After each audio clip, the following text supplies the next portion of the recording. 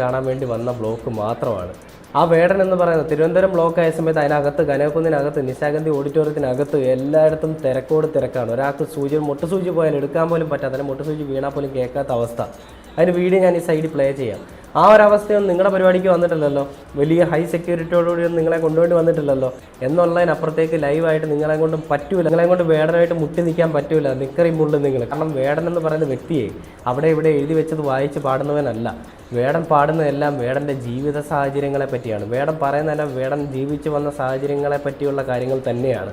ആ വേടനെ പറയാൻ ഒരുപാട് കാര്യങ്ങളുണ്ട്. സമൂഹത്തിൽ നടക്കുന്ന ഒരുപാട് കൊള്ളരുതായ്മകളുണ്ട്. അതൊന്നും വേടൻ ഒരു വട്ടം കൂടി സംസാരിച്ച് ക്ലിയർ ചെയ്ത് കഴിഞ്ഞാൽ അത് ആ ഒരു സർക്കിളിനകത്ത് നിൽക്കുന്ന വേടൻ പറയുന്നുണ്ട്.